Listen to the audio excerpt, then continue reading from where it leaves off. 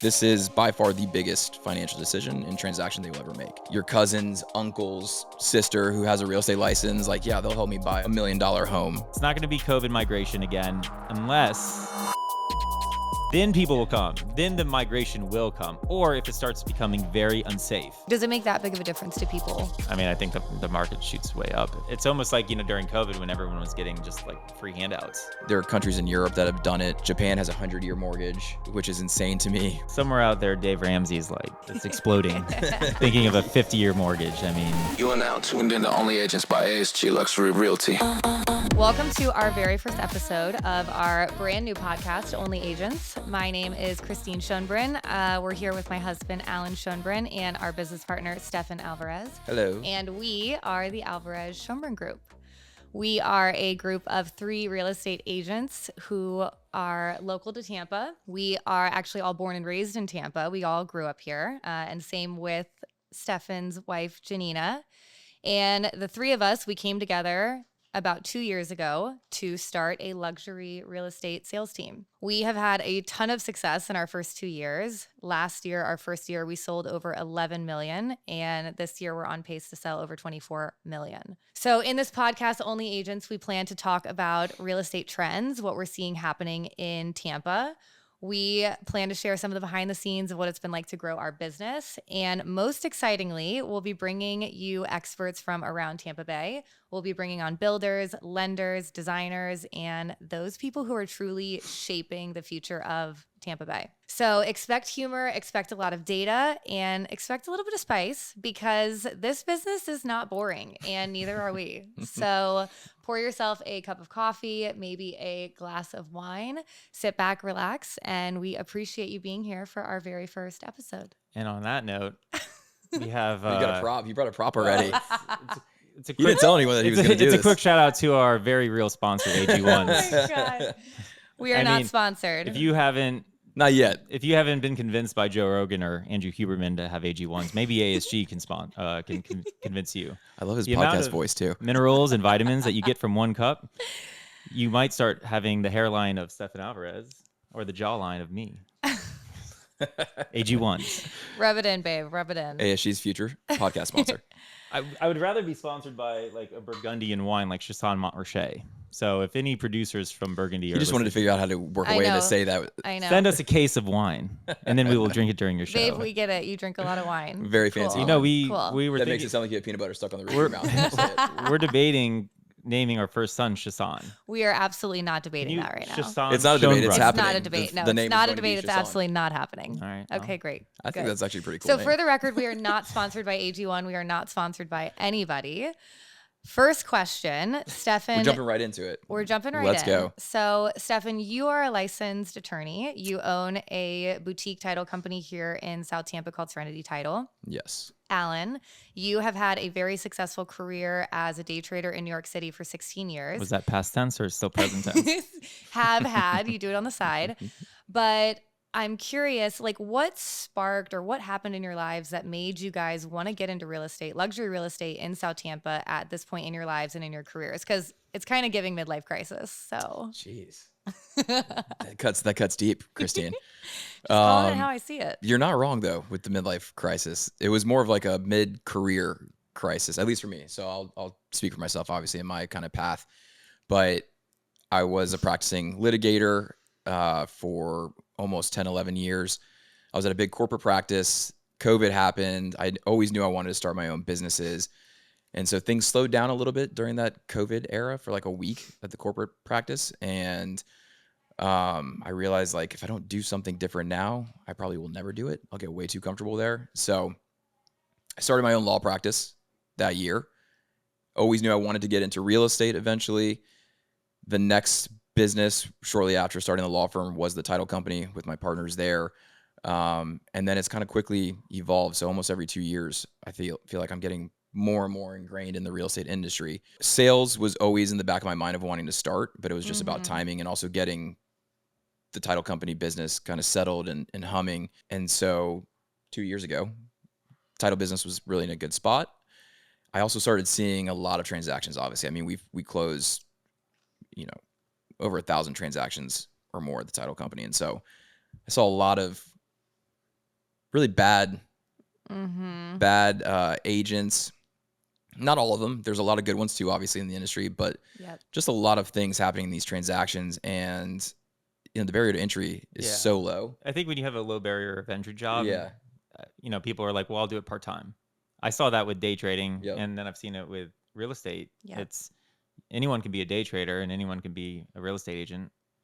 But to be good, to be like top 1%, 5%, 10%, that's difficult. Yeah, exactly. It's just an industry that I feel like was prime for someone with professional background experience. A Mhm. corporate experience, I think, also helps because for most people in the residential space, this is by far the biggest financial decision and transaction they will ever make. Yep. So it always blew my mind that you would have someone that's kind of part-time, or, the old joke, like your cousin's uncle's sister who has a real estate license, like, yeah, they'll help me buy a $1 million home. Yeah, as a Yep. favor, like you're like giving Yeah. them a favor by like using them, but they're Yep. not doing anything. Right. They're right. opening the door and they're like writing an offer. Yeah. So my thought was that it's just an industry that was ripe for disruption to come in and kind of fill that gap or void and bring the professional experiences, the access and platform of the title company, obviously the legal background, Mm-hmm. the financial background. And that's kind of how it started. So how we teamed up, I was already starting to think about pivoting and starting the sales side of things. You guys had just really moved back from New York City, right? Yeah, New York and then Miami. Yeah. Oh, that's right. I just got my license, and the reason why I got my license, there's a few reasons. First, I was day trading in New York for 15 years. That was just a wonderful job. I never wanted to do something where I had a boss or my income was capped, and I always wanted to be paid based on my performance. Being an athlete, that's kind of like, you don't want to make the same as the person next to you, even if you're a lot better. So day trading seemed like a great job, and it was. And then COVID hit, and then New York kind of stunk. And I came down to Tampa, started day trading. A lot of people came back to the Yeah, city during COVID. I came down to Tampa, and day trading in Tampa, Well, just day trading remotely. remotely, not going into like an office in New York City with a bunch of other degenerate gamblers. It just It's gotta felt be lonely. yeah, it felt lonely. Yeah. And I was only kind of doing it a few hours a day. And the rest of my day, I'm like, what am I supposed to be doing with my life? I didn't want to wake up as a 60-year-old day trader. And so then kind of to jump on that, I had owned some property. We had done some transactions, or we were in the middle of doing some transactions with, agents. And I'm like, Mm-hmm. we could disrupt this Yeah. industry pretty easily. The reason I actually got my license, though, is I had gone to Turkey to get a hair transplant Oh, you're telling people this. and a beard transplant. He's trying to get his hairline to catch up to me. Yeah. Yeah. And I didn't have enough AG1s. There's not enough AG1s in the world. For And that we were renting a place at the time, waiting for our condo to be built. Yep. And I was just like moping around because I couldn't go out into the sun. I couldn't sweat. There's Yep. all these rules when you get a transplant. And so I'm like, what am I, I don't want to waste my time. So I'm like, I'm going to get my real estate license. And I remember going to you and being like, I'm going to like take a course, Yep. get my license. What am I going to do with it? I'm not sure yet. Yep. Did you say you're crazy? No. What are you thinking? Well, a big reason you decided to do it is because we had just sold the condo at Hyde Park House and we had paid the agent a boatload of money. Yeah. And I remember you saying, I'm going to get my license just so I never have to pay another agent. Yeah. I'll just give my license so I can transact on Yeah. all of our own real estate purchases for the rest of our lives. I think And a lot of thought people end up kind made of a lot getting a of license to sense. do that, especially if you have a lot of time now. If you're a doctor, a lawyer, a professional in other regards, No, their time's not worth. the time's worth not it. worth it. Yeah. Use a professional, use us. But so I got my license during that time, and then we were at a Tampa Tomorrow event. Antonio's, That's right. Yeah. Shout out to Yeah. Tampa Tomorrow, because that's Yeah. kind of Yeah. what by happenstance Mhm. brought ASG Yeah. together. So Yeah. Christine and I were there. Did we know you were going? No. No, I don't we think ran so. into So we each ran other into there. Stefan and Janina, and I think in conversation I was like, "By the way, I just got my license." That's And right. you're like, "What?" I was like, dude, I'm about to start yeah, a Yes. sales company. Why don't we just yeah. why don't we just team up and do this together? Yep. So I think that's And how ASG was born. Yeah, and that's Yeah. the impetus of it. And then, I mean, we were with Greco in the very beginning. Yep. And then our old friend Greg Wilkerson came and met up with us at Fort Beachy and was like, guys, I have a brokerage. I'm mostly doing commercial, but why don't you guys help build out a residential team? Yeah. So what brokerage are you guys at? We were at South Cedar Real Estate. What's the background of South Cedar? Well, like Alan said, so our friend who we went to Jesuit high school with here in Tampa, he started the brokerage. At the time, he started it really with his wife, his brother-in-law, and his wife, and they were really using it to transact their own commercial investment portfolio. And then, when we started the team, Greg, noticed or saw that we started a team, reached out and said, yeah, I'm doing mostly commercial. Why don't you guys come over and bring kind of the residential piece or arm to the brokerage? Yep. And the brokerage is now quickly grown from there with more and more agents joining. It's very boutique. It allows us to stay really nimble as a team, which has always been my goal. I don't have any interest in starting a brokerage at all. Yeah. Because I've got enough stuff that keeps me awake at night with the lots title of company. Liability, lots of responsibility. So it allows us to focus on what we are best at, and that is the sales side and growing our team and finding the best agents and the best resources for our clients to be able to transact. We've made one external hire, but we want to hire slow.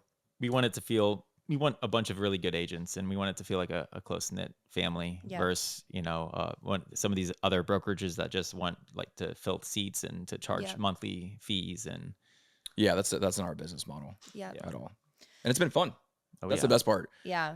I also got to a point in my career, to answer the original question too, that I was miserable litigating and being in court every single day as a trial attorney. And so that was another big reason to get into real estate. And so I always knew whatever I was going to do next, no matter what business, I wanted to do it with people I know, trust, and love. Yep. And do it in a space that I'm going to have fun every single day if I can.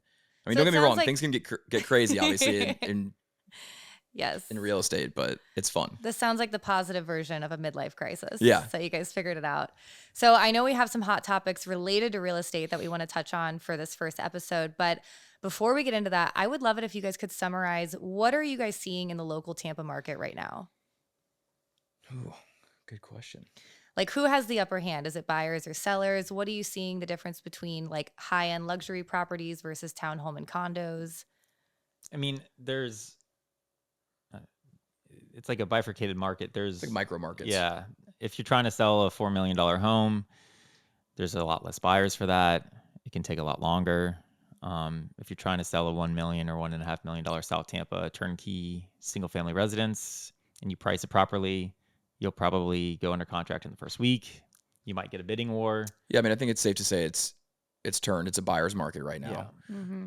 Property prices have cooled, including in the micro markets. But like anything in real estate, if it's a great product, if it's priced well, it's going to go quickly. I mean, we saw that with our listing in Bayshore Beautiful next to you guys. Yep. It was a beautiful house. It was a great kind of starter home for a family wanting to get into the South Tampa market in a prime neighborhood like Bayshore Beautiful. Yeah. And we priced it really, really well. But we priced it just underneath, I think, the market, and that made all the difference in the world. But we also have a great listing in an old condo that's turnkey, but there's no differentiation between that and the 7 or 8 other units that are available. And the HOAs are crazy. There's been special assessments in the past. And, that kind of, it doesn't matter almost for a listing like that. It's just, there's not a lot of buyers for that. And there's a ton of inventory. Yeah. Yeah. I think that's tough too, because that's almost not even a micro market. To me, it's like a different asset class altogether, obviously. Like not just a condo, but then a condo in an older building that's had to go through all of the structural things that they had to do since the Champlain Towers collapse and all the new requirements. All these HOAs, they didn't have the proper reserves. They weren't running the business. They deferred all the maintenance for years and years to keep the HOAs low. Yeah. And then all of a sudden it came down, came to the new law was passed, Yeah. and then all of a sudden they've got to send out these massive special assessments to owners. And they do that for any building that's 3 floors and up. Even your mom gets hit with that being in Safety Harbor and just a 3-story townhome. Yep. And so these are legacy condo owners too. You got to think, not just in Tampa, but especially down south. Like my uncle is in a building over in Miami. Again, older building, but these are condo owners that have had those units for like 40, 50 years and never had any sort of major increase in dues or special assessments. Yep. And most of those people are on a fixed income. 100%. So it's a huge hit for them. Yep. And that's creating a ton of inventory. Yeah, I couldn't agree more. Everything that you guys brought up. And it brings my attention to this topic we're really hearing a lot of, which is this potential for a second wave of high net worth individuals moving to states like Florida, Texas, from states like New York and California. So COVID 2.0. Yeah. Well, like there's Mom, no Mom Donnie denying. style. There's Mom no Donnie style. denying. Yeah.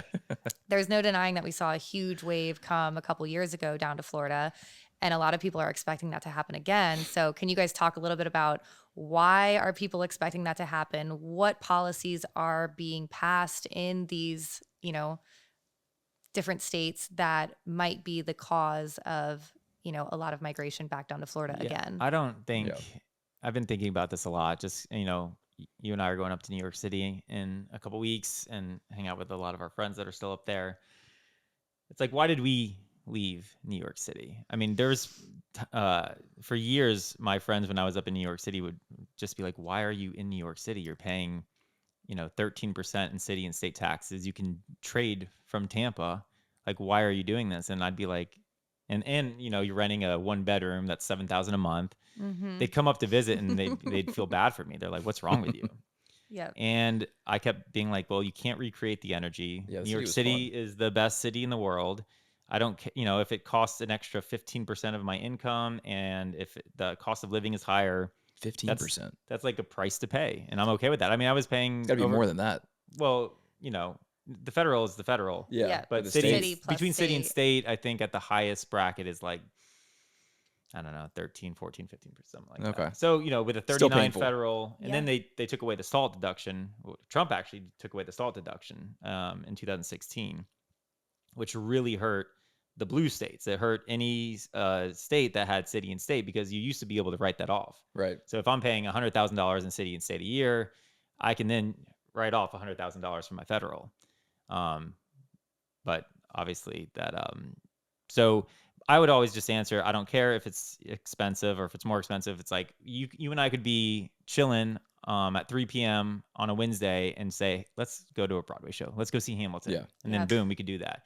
Let's Yeah. go to That's where you have the lifestyle bump. let's go to the #1 rated restaurant in the world. Let's go to 11 Madison Park tonight. Like, and you can do that. Yeah. Mm-hmm. Or you can, do the non-expensive things, but just there's so much energy, there's so much opportunity. You're filled with like all these ambitious people. And so Yep. we didn't leave until COVID hit. And that took away why New York was special. It took away the energy. It took away all the opportunity, at least for years. And Tampa and Florida got that.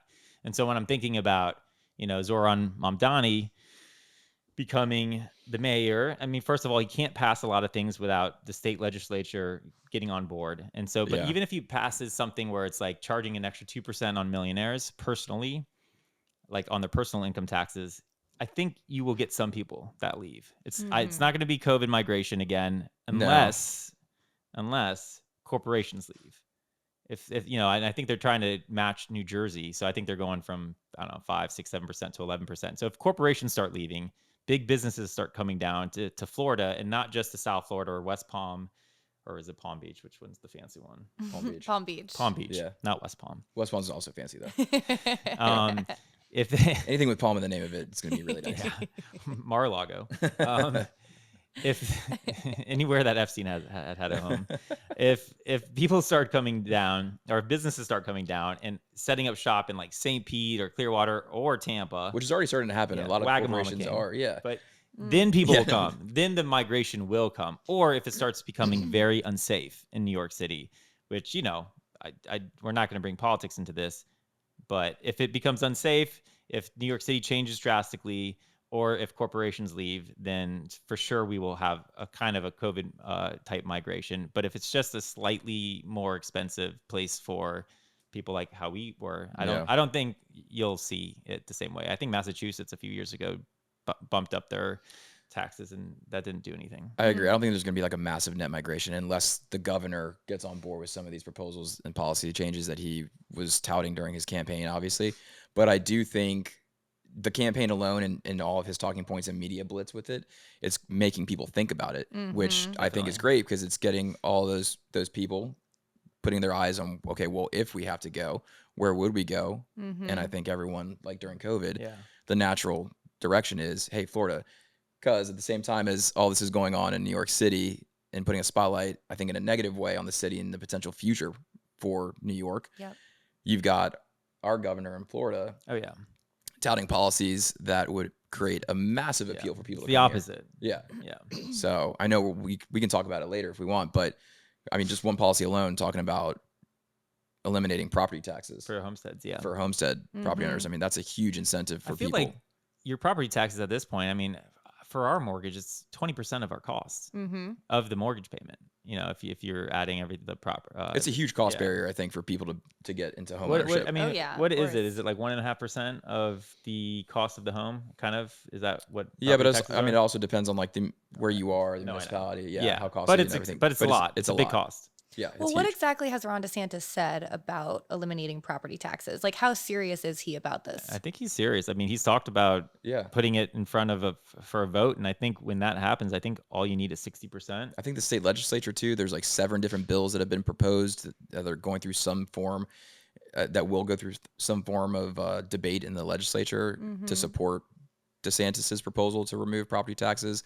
Because then obviously they need to come up with a system to reallocate that revenue or to figure out a way to get that revenue back locally. So what are they proposing? How are they going to make up that revenue? I think there's various ways they could do it. They can increase consumer taxes or tourism taxes, which is obviously like a main driver of our economy in Florida. Or businesses come down and they raise more money just organically through growth.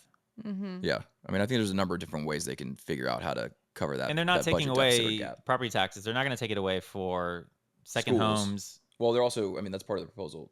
The schools are not. Oh, okay. So like schools will still be funded in a certain way, I think, in at least one of the bills that's going around. But it's just for homesteads. I wonder what the percent of homes being owned as like, and they have the homestead versus just like second homes, third homes, vacation homes. Because I don't think that's on the ballot.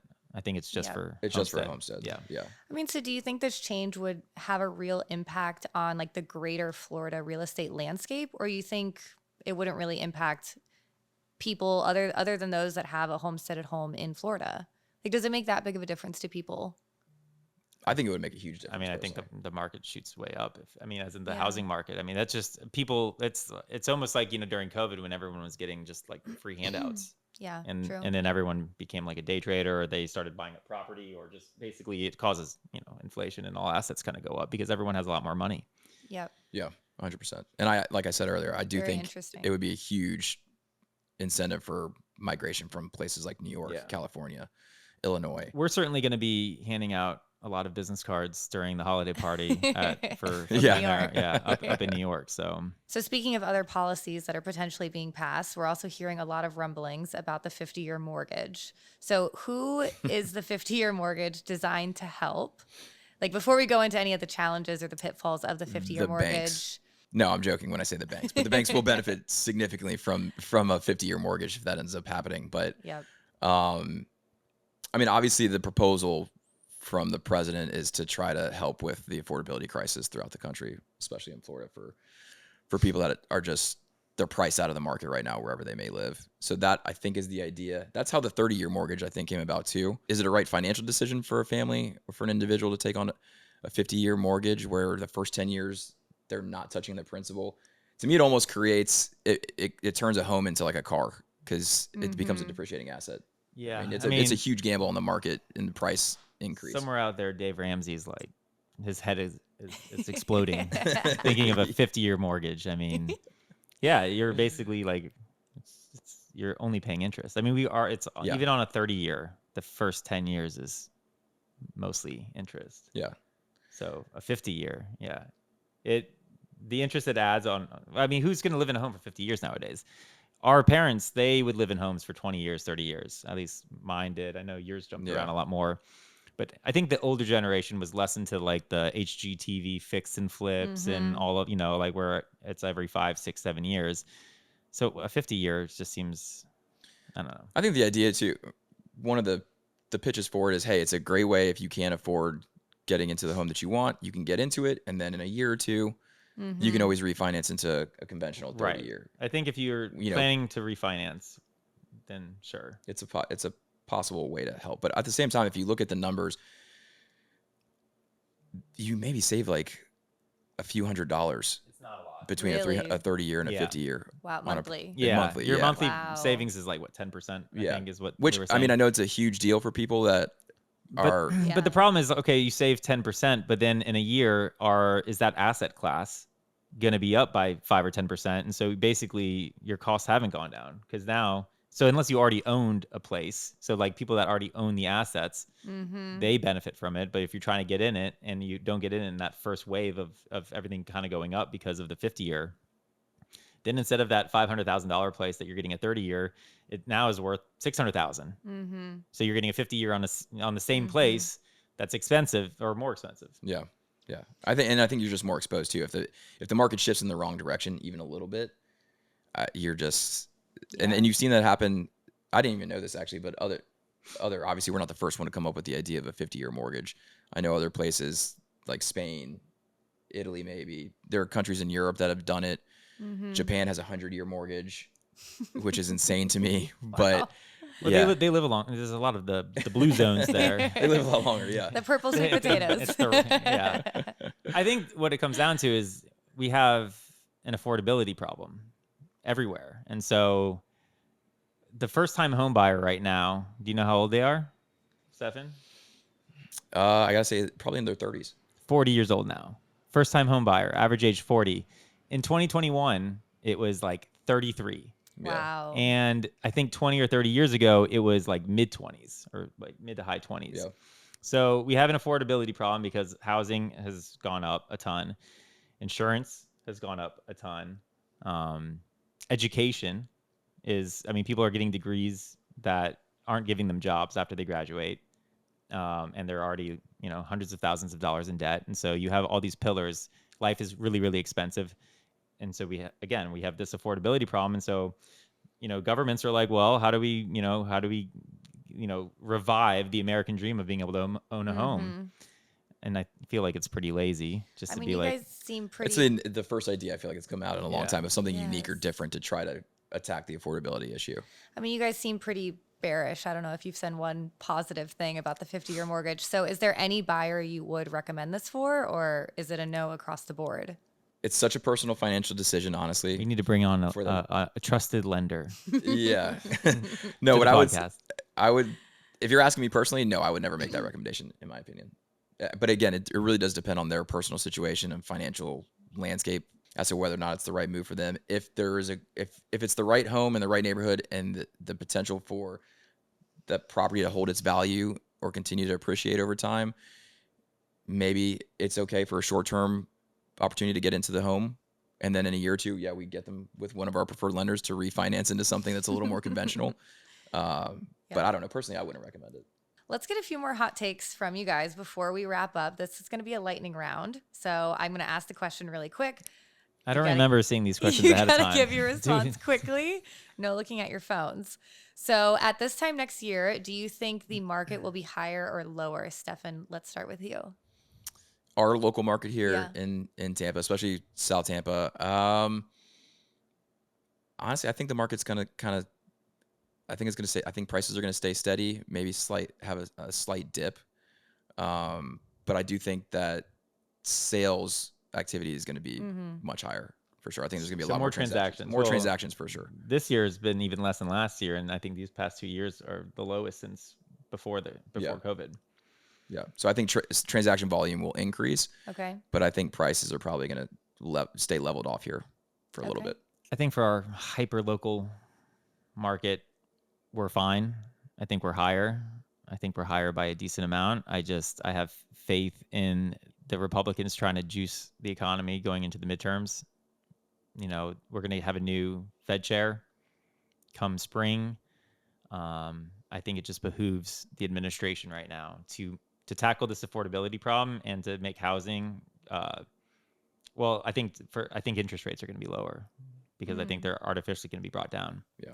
So that was my next question. Interest rates at mid 2026. Do you think they'll be higher or lower? Lower. Definitely lower.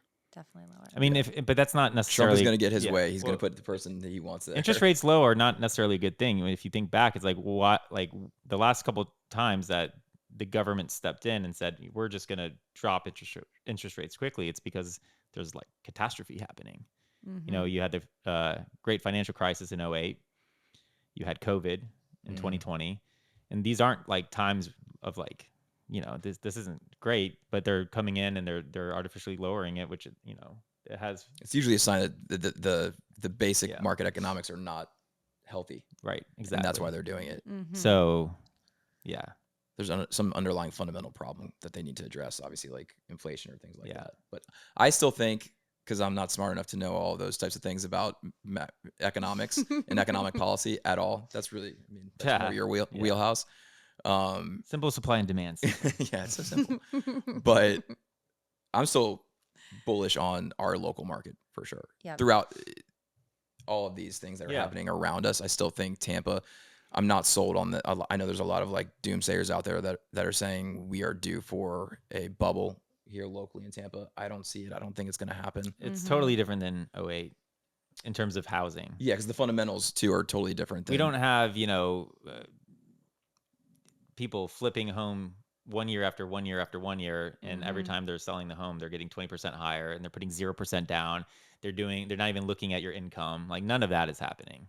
Yep. There's other bubbles. You know, there's bubbles everywhere, but not Florida housing for sure. No, I don't think so. So thinking about our local Tampa market, what neighborhood do you think is the best buy in 2026? And you can break it up for homes under 1 million and homes above 1 million. Well, I guess where are we deploying? You know, where are we looking for lots? Where are we looking for? I love Bayshore Beautiful, which is in your backyard. Yeah, I don't understand why Bayshore Beautiful is not a lot more expensive. I know some parts, especially really close to the Bayshore, are, but I know a lot of people, obviously, they're driven for their home decision by the school district. and Obviously, only that's half. still a big part of it. And only half of Bayshore Beautiful is plant. So there's parts of Bayshore that are outside of plant district, but I mean, if I'm really looking kind of like a 5 to 7 year horizon for an upside for somebody, that's You're gonna say West Tampa or Midtown, aren't you? I'm gonna say Or SOG. Or Ballast Point. yes, I'm gonna say all those places. Yeah. But I also we did a reel on it the other day, but if you What can, don't we do reels on? Yeah, if you can wait it out, but get something now in the old West Tampa neighborhood, which is it's on the west side of the river, kind of same area as the Heights. I think kind of like what happened with Tampa Heights over the last 10 years is going to start happening in old West Tampa. It's a little bit different because the lots are really tiny over there, but there's the West Shore or the West River expansion that's happening right now. You've got Rome Yard development, which is right on the river, and that backs into the old West Tampa neighborhood. And they're doing they're going to have some really high end multifamily around there with then like a armature type commercial space in the center of it. Very cool. So that whole area is going to become, I think, a massive opportunity in future neighborhood. It's going to become very walkable. You'll be able to walk from your house to that Rome Yard development, then hop on the Riverwalk, and then head over to Armature, to downtown, all the way to Bayshore. You can take Bayshore all the way down to my neighborhood in Ballast Point. Yeah. So Hang out at the new Britton Plaza redevelopment. yeah, I mean, yeah.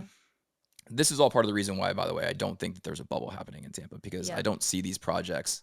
I mean, knock on wood, anything can happen, but Yep. with the developers that we have behind these things, Yeah. and the amount of just momentum the city has with Yep. the local projects like the river expansion, I don't think. And getting more net going migration of, Yeah. you know, wealthier Northeasterners. Well, before we wrap, are there any other questions, topics you guys want to hit on? No more buzz. No more questions. Is that from the you? lightning? That was the lightning round. One other one we had was, if you had $1 million to deploy in the next 30 days, what are you buying? But I think we kind of just hit on that. We're actually Bitcoin. Bitcoin. You can buy But 12 of more them right Bitcoin. now. You could only buy 8 Bitcoin for $1 million like a month and a half ago. And now you can buy 12. You get 4 free Bitcoin. I'm gonna wait. I think it's gonna keep going down. Don't say that. I know. You'll make him cry. It's gonna on come right camera. back up No. though. That's his only long position. No, we've got more powder. We're actually, that's funny you asked that question though. We're helping somebody right now that's Trying to- basically looking yeah. to deploy $1 million before the end of the year. Tax implications. Yeah, Yeah. great problem to have. So what are you recommending they do? Something that earns them some income Yeah. until they figure out how to redevelop it. So it's kind of like short-term cash flow, long-term, ground up Yeah, so maybe like a single family that's got an opportunity for increased density or future land use on it down the road. So he can put a tenant in there from day one, cash flow it, address the tax implication issue that he's dealing with this year. Yep. And then we can help him kind of go through, if we need to rezone. Ideally, we find something that's got the future land use in place, but get it rezoned to then maybe maximize the value of that land by putting some increased multifamily units on it or something like that. Yep. All right, guys. Well, that is our first podcast. Again, we want to thank you guys for tuning in to our very first podcast. We want to thank all of the people who have supported our Instagram page up until this point. You should shout it out. ASG. Yeah, shout out our handles. And you can find us on Instagram at asg.luxurytampa and on YouTube at the Alvarez Schonbrun Group. Handle is still asg.luxurytampa. But we just want to say from the bottom of our hearts how much we absolutely love getting to do what we do. Being able to serve our local community and help families get in and out of homes is like the greatest honor and privilege. And we just love being able to do what we do. So our success is because of all of you, and we're just so grateful for those of you who have encouraged us and inspired us to grow our business, and we're just so happy to be here. So we plan on releasing these podcasts once a month. So I think so, yeah. So tune back in. And we'll have some special guests, we'll have guests on these moving forward. It won't just be us Yeah. blabbering on about things. So we'll have some people so I think some really unique, fun guests to talk about real estate specific things, other business owners maybe in the local community. Yep. But yeah. Yep. I'm excited. Absolutely. Yep. And maybe some wine from Chasson Montmarché. We had to hold Alan back this time from bringing the wine. I mean, a Monday at like 10 a breakfast wine. Yeah. That's an aligote. In Burgundy, you get served aligote, which is not the goat wine. It's not. It's table wine. It's wine you drink at 10 a.m. and you kind of mix it with other stuff. But Ooh. when we were doing work in Burgundy, we were helping a producer. That's when the podcast gets spicy. Yeah. Yeah. They served us I'll aligote. So don't get upcharged aligote at a restaurant. And if you take anything away from this podcast, that's it. Who cares about real estate? Just don't get upcharged Aligote, on not table wine. aligote. All right. All right. We'll see you guys next time.